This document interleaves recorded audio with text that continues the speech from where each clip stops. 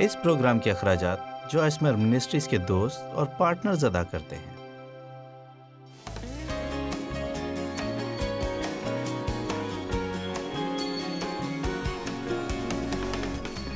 جیسا کہ آپ جانتے ہیں کہ میں یسوع کی چند ایک تماثیل کے بارے میں سکھاتی رہی ہوں، تاہم اپنی خدمت کے دوران میں نے ایسا کبھی نہیں کیا، اور میں آج آپ کو بتانا چاہتی ہوں کہ آج میں شاگردیت کی قیمت کی تمثیل پر پیغام دوں گی، اور اس کا آغاز ہم لوکا 14 کی 25 تا 35ویں آیت سے کریں گے۔ جب بہت سے لوگ اس کے ساتھ جا رہے تھے تو اس نے پھر کر ان سے کہا، اگر کوئی میرے پاس آئے اور اپنے باپ اور ماں اور بیوی اور بچوں اور بھائیوں اور بہنوں سے بھی دشمنی نہ کرے، بلکہ یہاں تک کہ اپنی جان سے بھی دشمنی نہ کرے، تو وہ میرا شاگرد نہیں ہو سکتا۔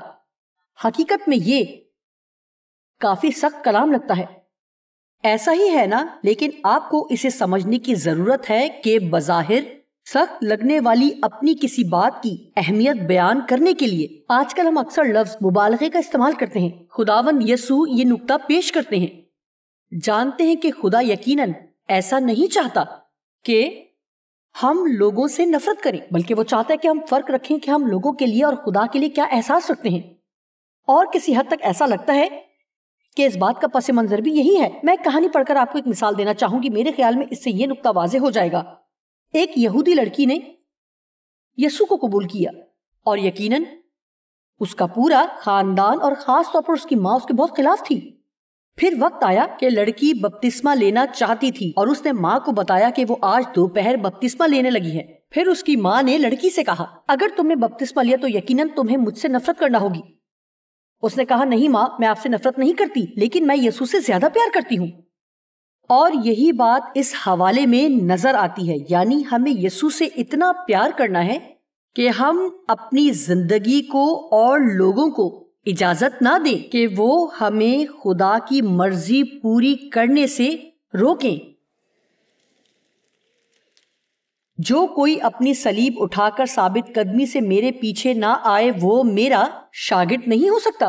دیکھیں، آپ نجات پا سکتے ہیں، لیکن یسوع کو نجات دہندہ قبول کرنا الگ بات ہے، اور حقیقی شاگرد نہ بننا الگ بات ہے۔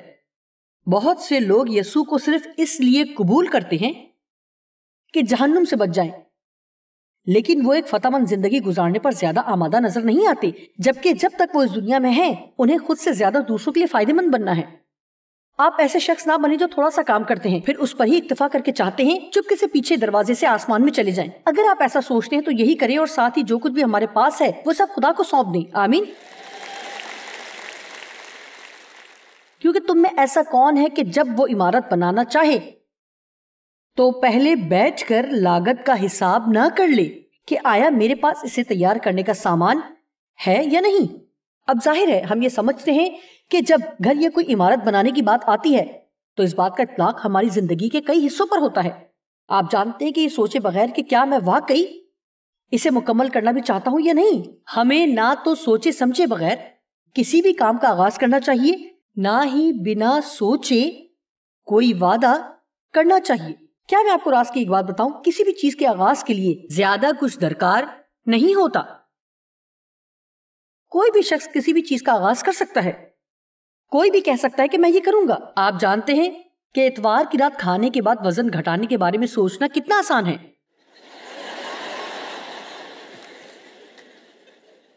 آمین۔ یقیناً آپ مشین پر دوڑ لگا سکتے ہیں، اور اگر آپ کے پاس خریدنے کے پیسے ہوں یہ مشکل بھی نہیں، لیکن بدھ کی صبح جب بھوک سے جان نکل رہی ہو تو متوازن غذا کے ساتھ ہر روز باقاعدگی کے ساتھ ورزش کرنا اور اس پر کاربند رہنا، یا آپ جانتے ہیں اور بھی بہت سے ایسے ہی کام ہیں۔ واضح سی بات ہے، اس کا اطلاق خدا کے ساتھ ہمارے تعلق پر، اس کے ساتھ چلنے پر اور وہ بننے پر بھی ہوتا ہے جو خدا چاہتا ہے کہ ہم بنیں۔ ہم اپنی زندگی کی بہت سی باتوں پر اس کا اطلاق کر سکتے ہیں۔ ایسا نہ ہو کہ جب نیو ڈال کر تیار نہ کر سکے تو سب دیکھنے والے یہ کہہ کر اس پر ہنسنا شروع کر دیں کہ اس شخص نے عمارت شروع تو کی مگر تکمیل نہ کر سکا۔ میں اور ڈیو اکثر ایک ریاست میں جاتے ہیں، ہم کئی مرتبہ وہاں جا چکے ہیں۔ یہ ایک ایسی جگہ ہے جہاں پر گولف کے بہت سے کلب ہیں، اور ان میں سے ایک ہے جس کے بارے میں ہم ہر دفعہ بات کرتے ہیں کیونکہ اس کا داخلی راستہ بہت بڑا ہے، اور ایک بڑا سا گیٹ ہے اور اس کے ساتھ ہی چھوٹا سا گارڈ کا کمرہ ہے اور بڑی بڑی محرابیں ہیں، اور اس کا داخلی حصہ نہایت خوبصورت ہے، اور اس کا اندرونی حصہ جہاں ذیلی تقسیم ہے اور وہاں کافی گرد ہے، ہر طرف گرد میں تعمیراتی کچرے کے ٹکڑے ہیں، اور ساتھ ہی ایک ٹریکٹر کھڑا ہے جو کہ 8 سال سے وہیں کھڑا اور کسی نے اسے وہاں سے ہٹایا نہیں۔ یعنی جس نے بھی اس تعمیر کا آغاز کیا تھا اس نے اس کی تکمیل کا بالکل بھی حساب نہیں لگایا تھا۔ اور یہ جگہ مجھے ہمیشہ یاد دلاتی ہے کہ بشمول ازدواجی زندگی کے کچھ لوگ اپنی زندگی کے ساتھ ایسا ہی کرتے ہیں، وہ کسی بھی چیز کا آغاز کرتے ہیں اور جب حالات مشکل یا بدتر ہو جاتے ہیں تو وہ اسے چھوڑ دیتے ہیں۔ آمین۔ اتنے اچھے رد عمل کا شکریہ۔ آپ جانتے ہیں کہ یہاں سامنے آ کر یہ کہنا مشکل نہیں کہ میں کروں گی، لیکن اس پر قائم رہنا مشکل کام ہے، جیسا کہ میں اور ڈیو ہم دونوں 50 سال سے شادی کے بندھن میں ہیں، اور یہ صرف اسی وقت ہو سکتا ہے جب آپ کا عہد مضبوط ہو۔ یہ کون ایسا بادشاہ ہے جو دوسرے بادشاہ سے لڑنے جاتا ہو اور پہلے بیٹھ کر مشورہ نہ کر لے اور سوچے کہ آیا میں 10,000 سے اس کا مقابلہ کر سکتا ہوں یا نہیں، جو 20,000 لے کر مجھ پر چڑھ آتا ہے۔ آپ جنگ پر جا رہے ہیں، آپ کے پاس 10,000 فوج ہے اور ان کے پاس 20,000 ہے۔ عقل مندی یہ ہوگی کہ آپ سوچیں کہ کیا میں واقعی جیت سکتا ہوں؟ پھر کہتا ہے کہ جب وہ جان لیتا ہے کہ وہ جیت نہیں سکتا تو ہنوز جب وہ دور ہی ہے ایلچی بھیج کر شرائط صلح کی درخواست کرے گا۔ آپ جانتے ہیں کہ اگر آپ اپنے دشمن کو شکست نہیں دے سکتے تو بہتر ہے کہ اس سے صلح کر لیں۔ اب کلام کے اس حصے کو سنیں، لوکا 14 باب کی 33ویں آیت۔ بس اسی طرح تم میں سے جو کوئی اپنا سب کچھ ترک نہ کرے اور چھوڑ دینے کا عہد نہ کرے تو وہ میرا شاگرد نہیں ہو سکتا۔ مجھے یقین ہے آپ میں سے کچھ لوگوں کو ضرورت ہے کہ وہ اپنی کچھ باتوں کو خیر بات کہیں۔ آمین۔ آپ میں سے کچھ لوگ کسی نہ کسی تعلق میں ہیں، کسی کا کوئی دوست ہے، محبوب یا محبوبہ ہے، اور آپ جانتے ہیں کہ وہ آپ کو خدا کے ساتھ چلنے میں سمجھوتا کرنے پر مجبور کر رہے ہیں۔ آپ جانتے ہیں کہ یہ آپ کے لیے روحانی تکلیف کا باعث ہے، تو آپ کو ضرورت ہے کہ خدا حافظ کہہ دیں۔ کیا آپ اسے میرے لیے مشکل نہیں بنا رہے ہیں؟ آپ میں سے کچھ لوگوں کا کام ایسا ہے جہاں اپنی نوکری جاری رکھنے کے لیے آپ کو اخلاقی سمجھوتا کرنا پڑتا ہے۔ ایسی نوکری کو خدا حافظ کہہ دیں۔ اس سے فرق نہیں پڑتا کہ آپ کم پیسے کمائیں گے، لیکن اس سے بڑھ کر بری بات اور کوئی نہیں کہ آپ رات کو احساس جرم میں سوئیں، اور اس سے بہتر کوئی بات نہیں کہ آپ یہ جانتے ہیں کہ آپ خدا کی مرضی کا مرکز ہیں، اور اگرچہ یہ مشکل ہوگا اور بعض اوقات آپ کو قربانی بھی دینا ہوگی، لیکن یہ صرف جسمانی مشکل ہے جبکہ آپ کی روح شادمان ہوگی۔ اس لیے میرا خیال ہے کہ معاملہ یہ ہے کہ کیا آپ اپنے جسم کو خوش رکھنا چاہتے ہیں جبکہ آپ جانتے ہیں کہ چاہے آپ اس کے لیے کچھ بھی کرنے سے خوش رکھنا ممکن نہیں ہے۔ 5 منٹ بعد یہ کسی اور چیز کی آرزو کرے گا، لہٰذا یا تو ہم جسم کی مانتے رہیں یا پھر روح کی ہدایت سے چلنا سیکھیں۔ سنیں، اگر آپ کے اندر خوشی ہے تو آپ میں سے کتنے لوگ ہیں جنہیں کبھی یہ تجربہ ہوا کہ ان کے اندر خوشی ہے، آپ کی جان میں، آپ کی روح میں، اور آپ کو بہت بڑا مسئلہ تھا لیکن آپ کو اس کی زیادہ پرواہ نہیں تھی کیونکہ آپ کے اندر خداوند کی شادمانی تھی۔ دیکھیں، خدا یہی چاہتا ہے کہ ہم اپنی زندگی میں ہر وقت ہر روز ایسے ہوں۔ جب میں کچھ چھوڑنے کی بات کرتی ہوں، جیسا کہ لکھا ہے کہ اپنا سب کچھ ترک نہ کر دے۔ آج کچھ ایسی آیات سنیں گے جو شاید آپ کو پسند نہیں آئیں گی، اور میں یہ بھی نہیں چاہتی کہ آپ ان کی وجہ سے توازن کھو دیں، کیونکہ مسئلہ یہ نہیں کہ اگر آپ مسیحی ہوں گے تو آپ کے پاس کچھ بھی نہیں ہو سکتا، اور اگر آپ مسیحی ہیں تو پھر تو جو کچھ آپ چاہتے ہیں کبھی بھی حاصل نہیں کر پائیں گے۔ اصل نقطہ یہ ہے کہ اپنی خودی کو چھوڑ دیں اور خدا کی مرضی قبول کریں۔ اپنی خودی کو خدا حافظ کہیں اور خدا کی مرضی کو خوش آمدید کہیں۔ کیا خدا نے کبھی آپ کی زندگی میں کسی چیز کو چھوا ہے؟ جب میں چھونا کہتی ہوں تو کیا آپ اس کا مطلب جانتے ہیں؟ اس کا مطلب ہے کہ وہ کسی چیز پر انگلی رکھتا ہے اور کہتا ہے اب اور نہیں۔ کیا کوئی میری بات سمجھ رہا ہے؟ ٹھیک ہے۔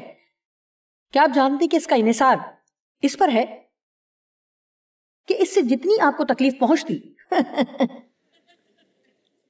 اور اس سے آپ جان لیتے ہیں کہ آپ کا اس سے کس قدر لگاؤ تھا۔ اور اگر خدا آپ کی زندگی میں کسی چیز پر انگلی رکھتا ہے اور ہم اسے نہیں چھوڑ سکتے، اور یہ جانتے ہوئے بھی کہ وہ یہ چاہتا ہے تو پھر اس بات کے لیے خدا ہمیں سکھانا جاری رکھے گا، کیونکہ حقیقت میں یہ چیز ہمارے لیے تکلیف کا باعث ہے اور یہ ہماری مدد نہیں کر رہی۔ یہ حیران کن ہے کہ بہت سی چیزیں جنہیں ہم تھامے رکھتے ہیں وہ ہمیں تباہ کر رہی ہیں، جبکہ خدا چاہتا ہے کہ ان کو ہمارے راستے سے ہٹائے تاکہ اس کی جگہ ہمیں اس سے بہتر چیز دے سکے۔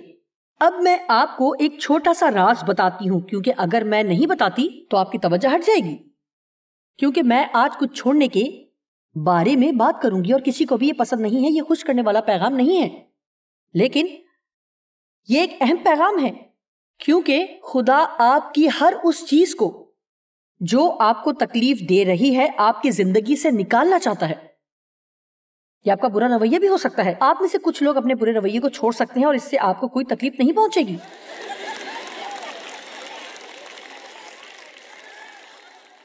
کچھ لوگوں کو جو اپنے گھر میں شکایت کرتے ہیں انہیں اسے خیر بات کہنا ہے، یہ بہت اچھی بات ہوگی۔ آمین۔ ٹھیک ہے، منفی رویے کو خیر بات کہنے کے بارے میں کیا خیال ہے؟ ہر قسم کے حسد کو خیر بات کہنے کے بارے میں کیا خیال ہے؟ دیکھیں، ہمیں ہمیشہ ہی کسی نہ کسی چیز کو خیر بات کہنا ہوگا۔ خدا حافظ۔ کیا آپ نے وہ گانا سنا ہے؟ خیر بات، خیر بات، خیر بات۔ مجھے گانا نہیں آتا، اس لیے آپ خود ہی گانا سن لیں۔ ٹھیک ہے،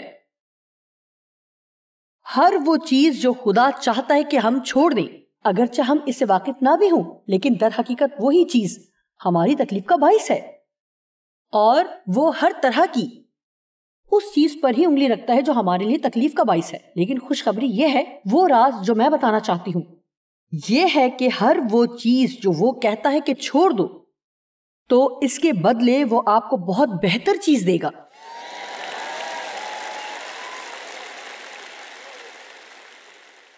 لیکن دیکھیں، ان آیات میں ابھی وہ یہ بات انہیں بتا رہا ہے، ابھی وہ صرف کچھ چھوڑنے کی بات کر رہا ہے، لیکن جب آپ خدا کے ساتھ چلنے کا تجربہ رکھیں گے تو آپ جان لیں گے کہ پہلے آپ کو کچھ چھوڑنا ہے اور آپ نہیں جانتے کہ آگے کیا ہوگا۔ دیکھیں، اس بات کو اس طرح سمجھیں کہ ایک عورت، اور آپ جانتے ہیں کہ میرے ساتھ زیادتی ہوئی، میں کسی کا پیار پانے کے لیے بہت نا امید تھی، اور حقیقت میں سوچتی تھی کہ مجھے چاہنے والا کوئی بھی نہیں ہوگا کیونکہ مجھے استعمال کیا گیا۔ لہٰذا جو پہلا شخص میری زندگی میں آیا جس نے مجھ پر توجہ دی، شادی کی درخواست کی، میں نے اس سے شادی کر لی۔ اپنے دل کی گہرائی میں میں جانتی تھی کہ یہ غلط فیصلہ ہے، یہ شادی کامیاب نہیں ہوگی۔ میں 9 سال کی عمر میں ہی نئی پیدائش حاصل کر چکی تھی، اس لیے مجھے کچھ سمجھ نہیں تھی۔ آپ جانتے ہیں جب کسی چیز کے لیے آپ کے اندر اطمینان ہوتا ہے، لیکن میرے اندر نہیں تھا، اور حقیقتاً میں نہیں جانتی تھی کہ میرے اندر کیا چل رہا ہے۔ اس سے شادی کرنے پر میرے اندر اطمینان نہیں تھا، لیکن میں نے کر لی کیونکہ میں مایوس اور خوفزدہ تھی کہ جو مجھے مل رہا ہے اگر اسے قبول نہیں کرتی تو مجھے کیا ملے گا، یا پھر کبھی کچھ نہیں ملے گا۔ سنیں، آپ خدا کے لیے اس قدر اہم ہیں کہ آپ کسی ایسے شخص کے ساتھ نہ رہیں جو آپ سے بدسلوکی کرے، زیادتی کرے اور ایسے بات کرے جیسے آپ کچھ بھی نہیں۔ لیکن خدا کے پاس آپ کے لیے اس سے بہتر ہے، لیکن جو کچھ آپ کے پاس ہے پہلے آپ کو اس چیز کو خیر بات کہنا ہوگا۔ آپ خدا کے لیے اتنے اہم ہیں کہ آپ کسی ایسے مالک کے ساتھ کام نہیں کر سکتے کہ اپنی نوکری قائم رکھنے کے لیے آپ اس کے لیے جھوٹ بولیں، اور ہر دفعہ جب آپ یہ کرتے ہیں تو اندر سے آپ کو ہی نقصان پہنچ رہا ہے۔ آپ اس نوکری کو خیر بات کہہ سکتے ہیں، خدا اس کے بدلے آپ کو کچھ اور دے گا، اور جب بھی آپ ایسی چیز کو چھوڑتے ہیں تو سب سے پہلے آپ خوف محسوس کرتے ہیں۔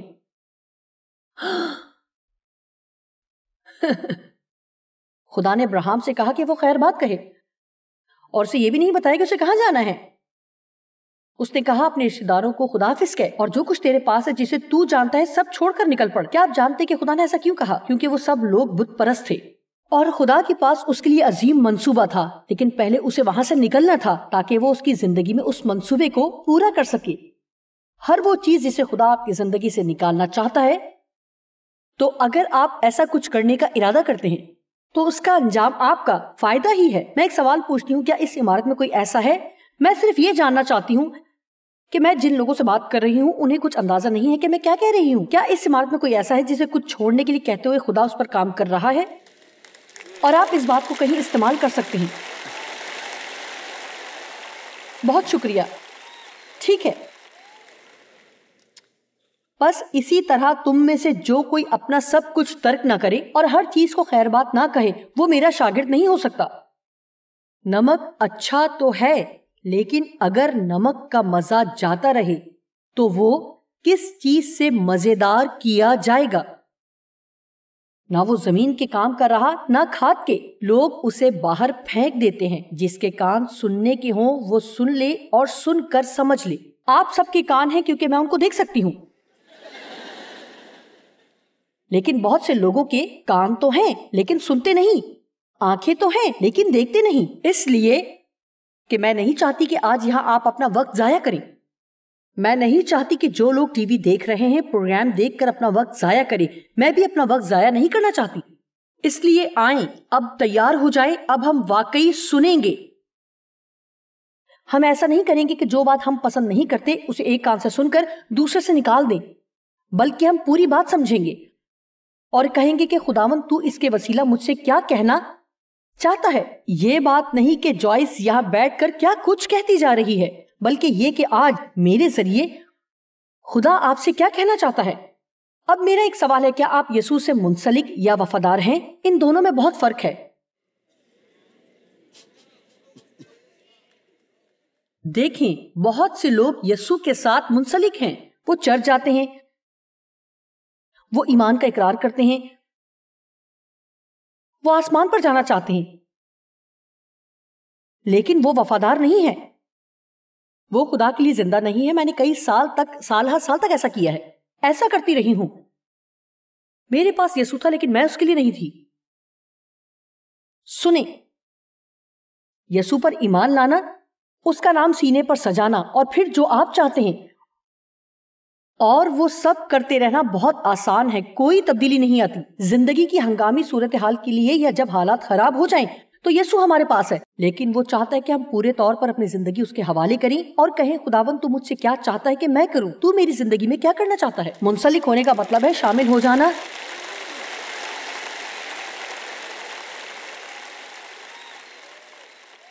رسمن یا لگن اور محبت سے کچھ کرنا. آپ جانتے ہیں کہ یسوع نے پطرس سے 3 بار کہا، پطرس کیا تو مجھ سے محبت رکھتا ہے؟ پطرس کیا تو مجھ سے محبت رکھتا ہے؟ پطرس کیا تو مجھ سے محبت رکھتا ہے؟ یہ یوحنا 21 باب میں ہے. یہاں محبت کے اظہار کے لیے 3 مختلف الفاظ آئے ہیں، لیکن اس وقت ان کی تفصیل نہیں بتا سکتی. لیکن ان میں سے ایک لفظ لگاؤ اور پیار سے ملتا ہے. پطرس کا ایک ہی جواب تھا کہ ہاں تو جانتا ہے کہ میں تجھے چاہتا ہوں، تو جانتا ہے میں تجھ سے پیار کرتا ہوں، ہم دوست ہیں. اس نے دوبارہ پوچھا اور پھر اس نے بار بار پوچھا، اور ہر مرتبہ جب پوچھا کہ اگر تو مجھ سے پیار کرتا ہے تو میری بھیڑیں چرا، اگر تو مجھے پیار کرتا ہے تو میری بھیڑیں چرا. وہ پطرس سے کہنا چاہ رہا تھا کہ اگر تو واقعی مجھ سے پیار کرتا ہے تو جیسے تو چاہتا ہے اپنی مرضی سے زندگی نہیں گزار سکتا. میرے پاس تیرے لیے کام ہے جو میں تیرے وسیلے کرنا چاہتا ہوں، اس لیے میں چاہتا ہوں کہ تو اپنی زندگی وقف کر دے اور میری مکمل تابعداری کر. دیکھیں، ہم یسوع کو اپنی ضرورت کے لیے قبول کرتے ہیں کیونکہ یہ سچ ہے کہ ہمیں زندگی میں بہت سی مشکلات کا سامنا ہوتا ہے اور ہم مارے پھرتے ہیں اور چاہتے ہیں کہ وہ ہماری زندگی میں آ جائے اور سب ٹھیک کر دے. آپ جانتے ہیں کہ کچھ عرصہ وہ ایسا ہی کرے گا، اور میں اس عرصے کو ہنی مون کا دور کہتی ہوں. یہ ایسا وقت ہے کہ اگر آپ دعا کا جواب چاہتے ہیں تو آپ اس شخص سے دعا کروائیں جس نے کل رات ہی نجات پائی ہو. میرا مطلب ہے کہ خدا نئے مسیحیوں پر اپنی قدرت ظاہر کرتا ہے، لیکن وہ وقت بھی آتا ہے جب خدا چاہتا ہے کہ کچھ تبدیلی آئے، اور بجائے اس کے کہ ہم ہر روز اپنی ضروریات کی فہرست اسے تھمائیں تاکہ ہمارے چہرے پر مسکراہٹ آئے، وہ چاہتا ہے کہ آپ کہیں کہ تو کیا چاہتا ہے کہ میں آج تیرے لیے کروں. مجھے پرواہ نہیں کہ ایسا کرنے سے میرے چہرے پر مسکراہٹ آتی ہے یا نہیں، لیکن میں تیری مرضی کا پابند رہنا چاہتا ہوں. یہ پابند ہونا ہے. پابند ہونے کا مطلب ہے کہ کسی بات کے لیے خود کو وقف کرنا یا باندھنا ہے. یونانی میں یہ مسلسل جاری رہنے والا ایسا عمل جو مکمل نہیں ہوا اور فعل جاری ہے اس کام کے لیے جو ابھی ختم نہیں ہوا. اس لیے کہ آپ جانتے کہ اس کا مطلب ہے کہ وہ عمر بھر کا منصوبہ ہے کہ خدا جو چاہتا ہے اپنی زندگی میں اسے وہ کرنے دیا جائے. ایک پابند شخص اس وقت تک یہ کام نہیں چھوڑے گا جب تک یہ مکمل نہ ہو جائے. وہ کسی چیز یا شخص کے ساتھ اچھے اور برے وقت میں قائم رہتے ہیں. آپ ان پر بھروسہ کر سکتے ہیں. آپ جانتے ہیں کہ رشتہ ازدواج کا بھی یہی مطلب ہے، ایک عہد ہے. میں بہت سے لوگوں کو جانتی ہوں اور آج کل کچھ ایسا رویہ ہے کہ یہ تو صرف کاغذ کا ٹکڑا ہے، اس سے کیا فرق پڑتا ہے، ہم بس ایک ساتھ رہتے ہیں. نہیں، اصل بات عہد ہے اور یہ صرف کاغذ کا ٹکڑا نہیں ہے. دیکھیں، بنسبت ایک رات کا مہمان ہونے کے جب قانونی طور پر آپ کی شادی ہو جاتی ہے تو بس اپنا سامان اٹھا کر گھر چھوڑ دینا تھوڑا مشکل ہو جاتا ہے. میں آپ کو سچ بتاتی ہوں، میں چاہتی ہوں کہ آپ غور سے سنیں. اگر کوئی آپ کی فکر کرنے کا عہد نہیں کرتا تو آپ کی قدر اس سے کہیں زیادہ بڑھ کر ہے.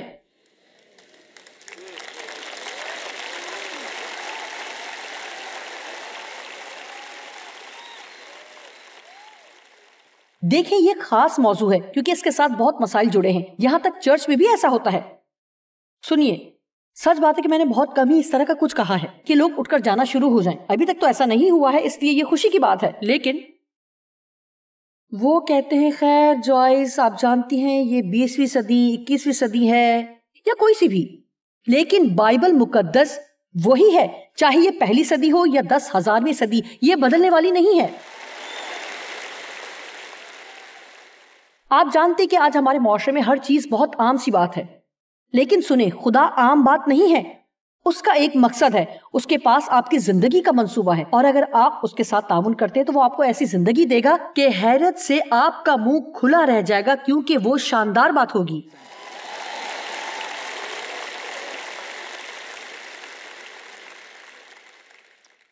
اس لیے مجھے منسلک ہونے اور عہد والی بات پسند ہے. شادی سے پہلے ڈیٹنگ کرنے کی بنسبت شادی قابل ترجیح ہے. آپ جانتے ہیں جب میں ڈیو کے ساتھ ڈیٹنگ کرتی تھی تو جب تک میری شادی نہیں ہو گئی تھی میں وہ سب کچھ نہیں لے سکتی تھی جو ان کی ملکیت تھا. جب میری شادی سے پہلے میرے پاس گاڑی نہیں تھی، لیکن شادی کے بعد میں گاڑی کی مالک بن گئی.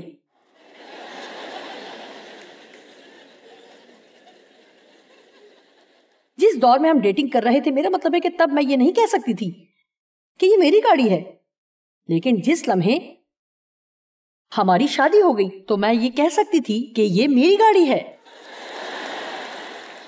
میرا مطلب ہے ڈیو کے پاس کچھ پیسے تھے، میرے پاس کوئی پیسہ نہیں تھا. پھر ہماری شادی ہوگی تو اچانک میرے پاس کچھ پیسے آ گئے. آمین. اس لیے آج میں آپ سے پوچھتی ہوں کہ کیا آپ یسوع کے ساتھ ڈیٹنگ کر رہے ہیں یا اس کی دلہن ہے؟